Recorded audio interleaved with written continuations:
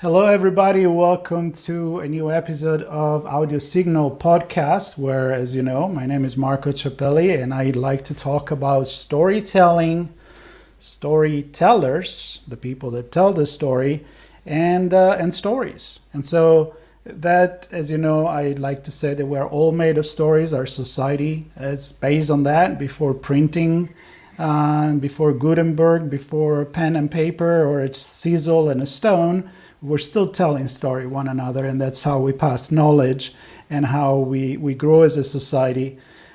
Sometimes we could grow a little bit better, but we make our mistakes.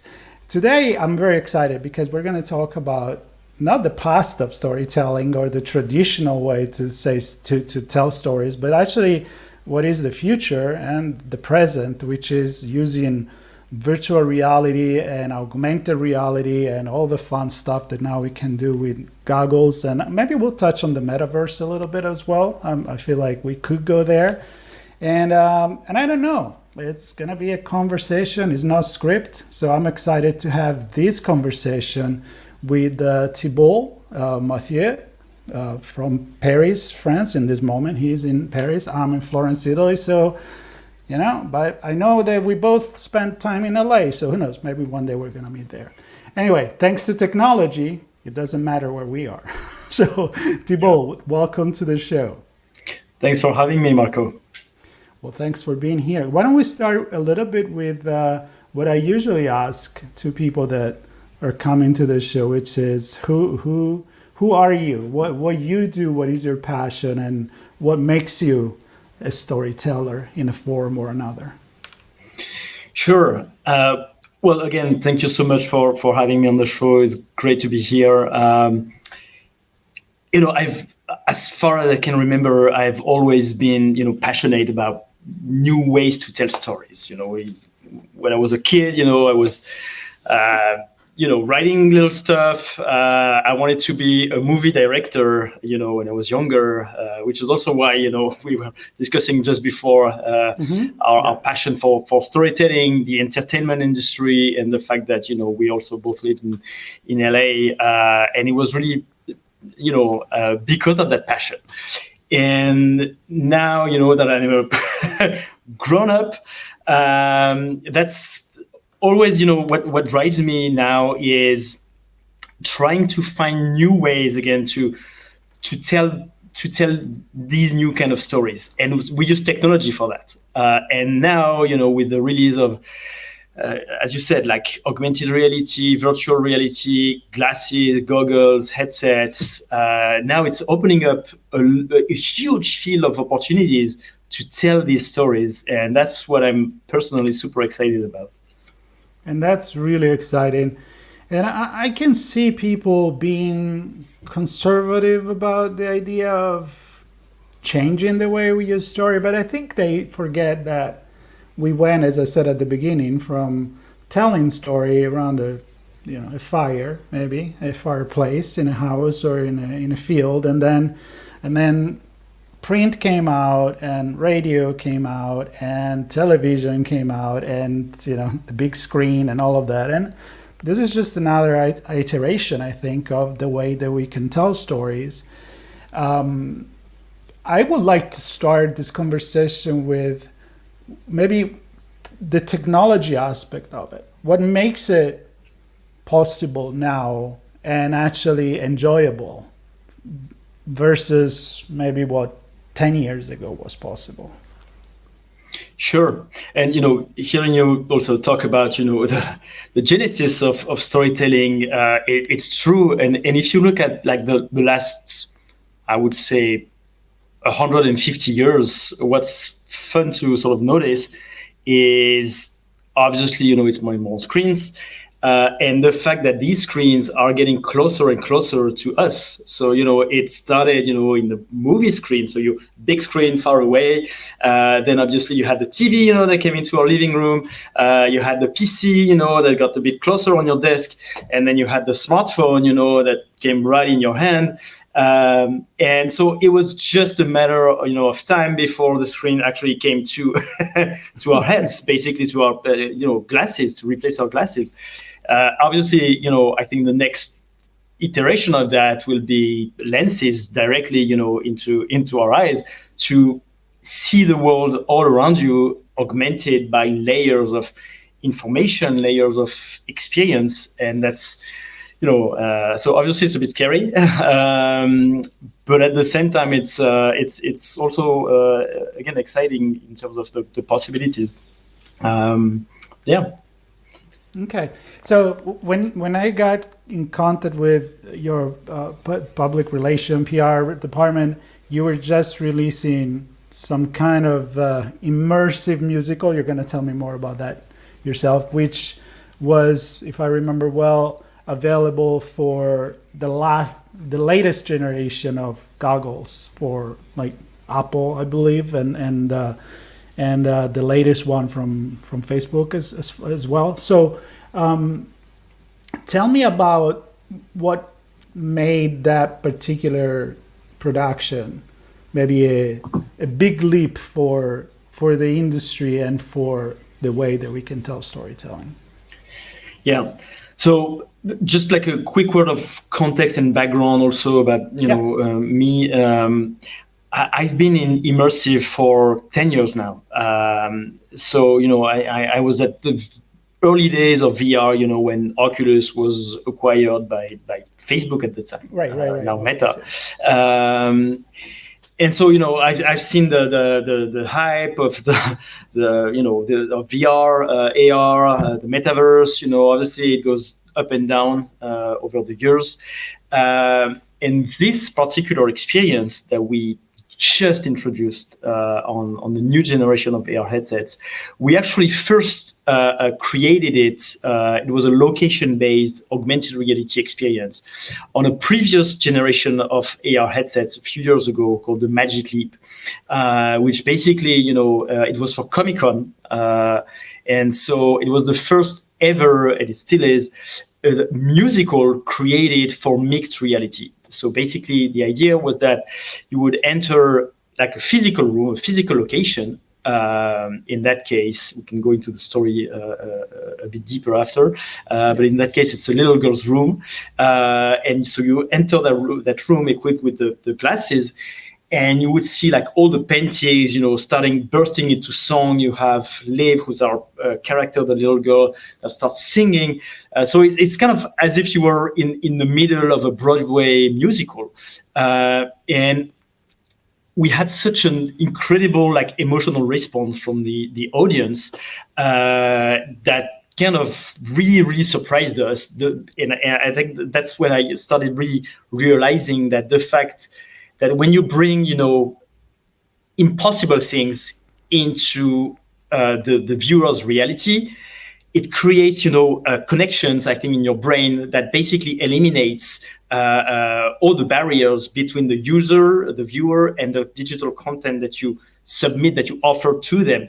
And so emotionally, the response is obviously much bigger and much deeper than obviously when you watch something on a screen, on a 2D screen, because now it's all around you. But again, without cutting yourself from your own reality. So that was back then, and then we went on to work with big brands and things like that. And now 2024, that the new generation of AR headsets has come out, meaning the Apple Vision Pro, which is an amazing device, and the Meta Quest 3 that also allows us to create great augmented reality experience. We completely reimagined that experience, that musical, it's called Out There, for this new generation of AR headset.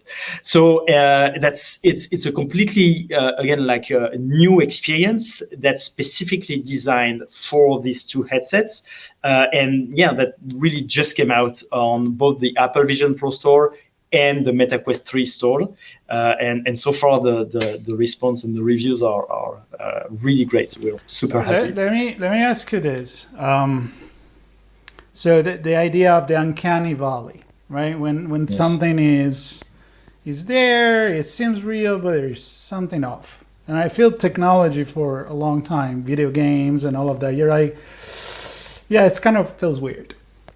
Now, I've seen few things in the Apple headset, and I've seen the preview of this movie. I haven't actually seen this musical that you created, but I can tell that the idea is that it feels really alive, right? So you think now with the technology we have, we can eliminate that uncanny valley feeling that people feel uncomfortable and they can really, wow, I really am inside this world. Is that the response you had? Yeah, I think it's a really good point.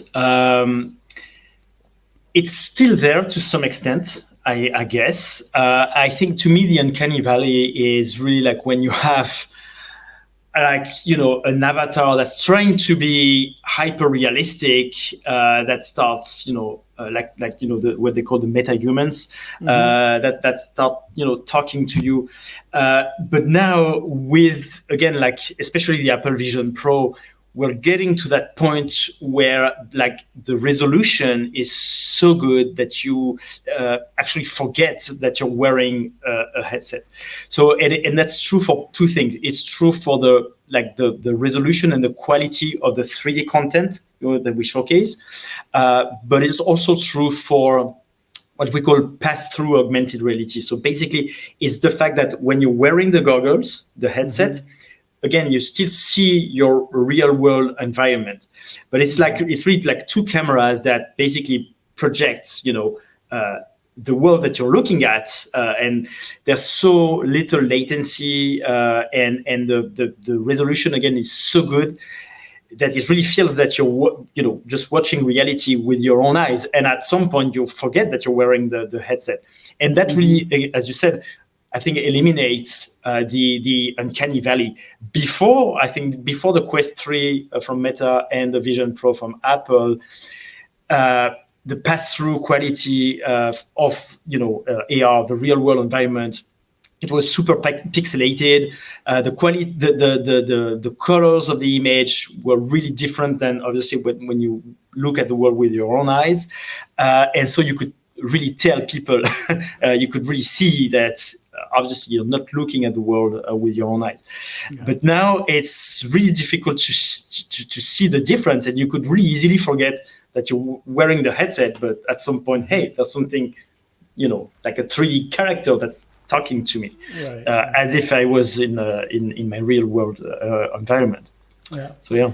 Tell me something. I'm very curious because I just had a conversation with a writer. He does fantasy. He already wrote a couple of trilogies, and they were transforming his world into a video game. And we talked about adapting something when it goes cross media, like you go from one media to another. As a writer, obviously you have your idea in mind, and then you can make a movie, you can make a video game. I feel like when you actually do 3D, you step into a completely different dimension. You get into a multi-dimension. What has been your experience, or what do you like, not like, about creating stories for this new technology? What is different? At the end of the day, I think what matters is not really the technology that we deploy on. It's a good story. You're also a writer. Yeah. Obviously, I mean, I know it's kind of cliche to say that, but it's really true. What matters is what story we want to tell, and then what media we're going to tell it on. Is it a book? Is it a TV show? Is it a video game? Is it an AR experience, a VR experience? What's true, though, is that I think that we approach storytelling in AR in a very different way than, let's say, what we would do in VR. Because in virtual reality, you yourself are completely like teleported into a fully immersive virtual imaginary world, right? Whereas in AR or MR, it's imaginary elements that are teleported into your world. So it's really different. I think the way we would, approach what we're going to say and how we're going to say it in terms of, the writing, storyboarding, that's we're really trying, and I think now we're getting to that point of expertise with me and my team, where we know now what works well in AR and what doesn't work. For instance, when you create a portal, let's say, and that's actually the case in out there. So basically, you're in your living room, you're looking at a blank wall, and all of a sudden the wall will open to this magical window into a magical universe. It's a 3D portal. And so just looking at that, creating a new room in your room, Right. and blending that into your real world environment, and having these three elements coming at you, I think is super powerful in terms of storytelling. So that, to go back to your question, that's really what excites me a lot, is always trying to come up with innovative ideas as to creating a story that also happens in your life, in your real world environment. And it's still very much of a blank page, because this technology is super new. So we're all trying to again figure out what works and what doesn't work, and obviously we're still experimenting a lot, and that's also, I think, part of what's fun in creating these experiences. And I feel like, so as you're saying all of this, and I'm kind of processing from a marketing perspective, like, first of all, we're talking about pretty expensive, very expensive in the Apple world tool to actually experience this the right way. So that could be already a barrier for a certain audience. And another thing that I was thinking is, do you need to be in an enclosed space? Can you see this creation, this movie that you're talking about, if you are in your garden outside, or do you have this limitation where, I mean, it's a room, you say, so imagine you need to be in a room in order to work, but that's a question for you. And I want to wrap that into, who is your audience right now? Because I'm thinking kids, because I saw the trailer. It's like a Disney, musical. Sounds like it. I'm a big Disney fan myself, so I could hear it. But yeah, I mean, is it a little girl that can put a $5,000 goggle machine on the head and look at it? So I'm curious about who's watching this. Yeah. So first question about experiencing these stories into like an outside environment, like a garden. Yes, technically it's possible. It's not a main usage of people doing AR and let alone VR. Also because there are a lot of still limitations with the technology in terms of the lighting. Right. You don't want to be in a too sunny environment, because that can mess up a lot of things in terms of tracking also. Because what's a big thing in AR is tracking the content. So basically, when I place an object, a 3D object, into your world, you want it to stay there. So you're measuring the depth.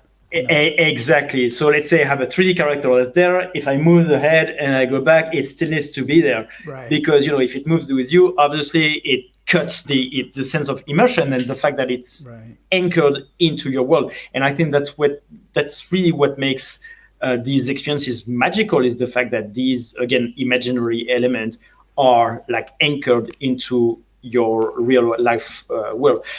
So all those and same with movements, all those videos that you saw of users coming out of their Tesla Cybertrucks wearing an Apple Vision Pro and walking like that. About that, to be honest. It's completely fake, obviously, because there's no experience that moves with you, and especially on the Vision Pro, it's really not made for movement.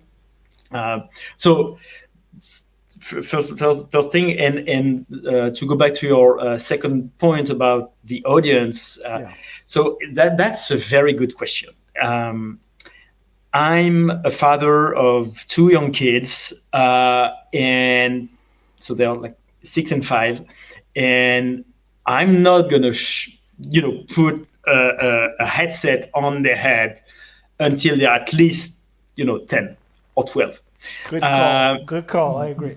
And I and I would not obviously advise to do that with kids, because I think you need to have a certain really young kids maturity to understand what's real and what's not real. So let's try first to educate them on the reality.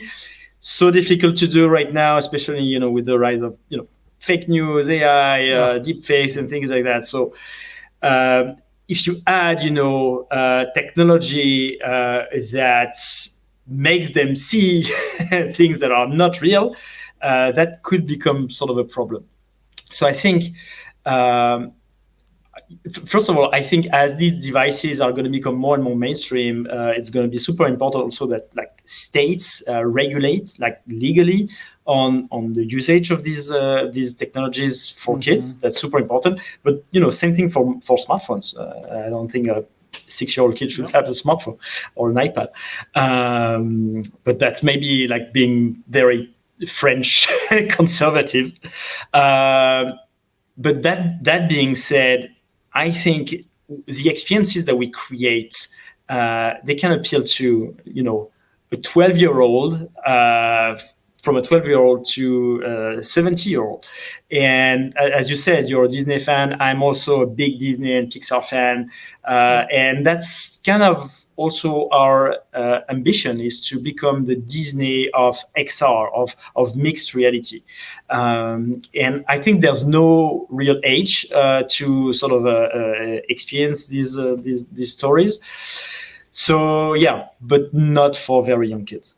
Yeah. Well, the audience knows that I actually write with my mom, which is over 70. Okay. Short stories for kids. Well, cool. She just started not too long ago. So we always try to think, is this for the kids? And let's define kids. So we just say it's for kids and all the young at heart, right? You can be 90 years old and love this kind of thing. I can watch Disney, Pixar every day, Me too. I got and all of that. So I agree with you, but you need to put it into context that, of course, there's reality and then there is that, but it's good for people to imagine story, and that's what fantasy is about. So let me go to, as we have a few more minutes here, I know you're very busy, so I don't want to take too much of your time, but I know that, I also come from the advertising world, and I know that you guys work with big brands, and I have always been fascinated by advertising, especially in Europe. Sorry, America, a little less in the United States, but the UK, France, Italy, they've always been doing really good ads since the 80s and even before. And I always look at advertising as a 30-second movie, a 1-minute movie. I mean, it has to tell a story. It has to be fascinating. It's not just about showing the product. Otherwise, we go back to what you said. It's about the story. It's not about the technology, right? So your experience in applying this to a new way of doing marketing, and the other question is it working, or are we just doing it because it's a new technology, it's fascinating, or it brings something really new to the table that is going to stick with the consumers? Yeah, it's interesting that you say that. All of us in the team, we all come from an entertainment background. It's the case for me as the CEO. Our lead 3D director is actually one of the creators of the Minions movies. Oh, nice. Yeah. And so we were not really like targeting, working with big brands. But so our first major experience was the one we did, again, like entertainment for Comic-Con. And actually, the brand Lancôme saw it and they loved it. And they started, approaching us to create an experience, an in-store experience on an AR goggles, and so that was our first commercial project for Lancôme at the flagship store on the Champs-Élysées in Paris, where you would enter the store, being equipped with a headset, the AR headset. So you still see the store all around you. You see the products, you see the people, the salespeople, what they call the beauty advisor all around you, and you still see this amazing flagship store scenography, which, without any kind of 3D content is already beautiful. Yes. But all of a sudden you see, flowers growing around you. You see like magical portals that open up to virtual world, of Lancôme. You have like virtual guides that take you throughout this experience. So it's all about, again, like augmenting that already beautiful setup and scenography. And so we did that first project, which they really loved. And then we did many more with Lancôme, L'Oréal, and many other brands. And now when we get approached, by brands like Cartier, Hermès, and others, it's because we come from an entertainment background. And all these big luxury houses, companies, I think their main focus is not just like on, immediate ROI. It's about how do I tell my universe, my brand story, my brand universe in so many ways. And these new technologies, and I think that's why they like working with us, is because we try to really like position ourselves as storytellers and not as marketers. And so that's really, really true, I think, for big luxury houses. And that's why they make such amazing, as you said, beautiful luxury ads. It's because it's like a mini movie. And they're always looking for new ways to tell their stories, to embark their users, their customers into their universe. And that's just one more way to do it. All right. So last question is, every time there is a new technology, we think is going to take all the past is going to disappear. Journal, magazine are going to go away, newspaper because the radio came, the radio is going to disappear because of TV. We have a song about that too. It didn't happen. And then other things, the internet and so forth.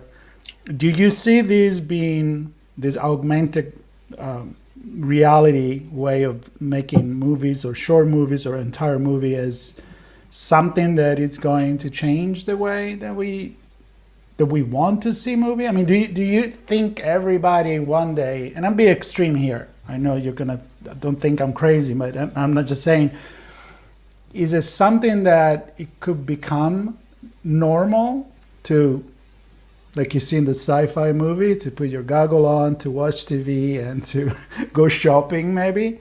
Or, I don't know, it's one niche together with other? I mean, I hope it's going to obviously become way more mainstream than what it is now, because, we have also to face the fact that there are still not a lot of people, equipped with these. Well, there's a cost right now as well. Yeah, exactly. I mean, it's getting that's true for the Apple Vision Pro, which is like almost $4,000. But like the MetaQuest 3S that was just announced at MetaConnect a few weeks ago is going to be like $300. So, it's and I think that's also part of it's a good strategy, obviously, to make it more mainstream. Yeah. I don't think it's going to replace anything. It's, as you said, when a lot of technologies started appearing, everybody afraid that it would kill the previous order. Mm-hmm. Obviously it's not going to be the case. I still think if you look at a long-term view, when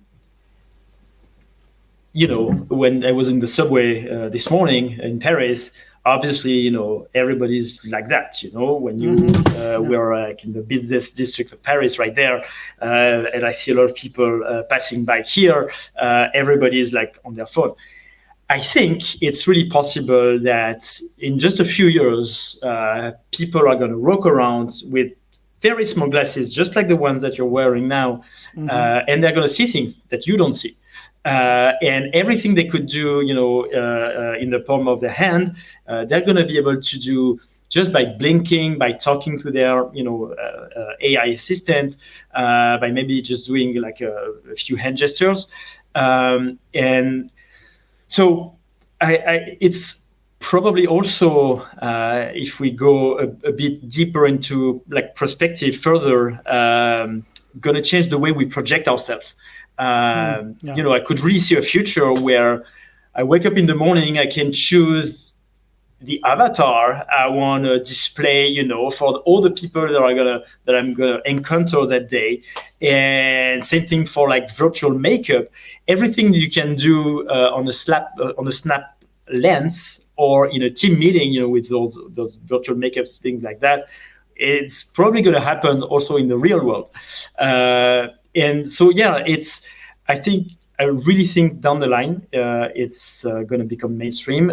Meta just introduced their Orion glasses, which are, again, very sleek, very thin right now. It's still very much of a prototype. It's still a proof of concept, but it shows like the 10-year, I think, vision and ambition.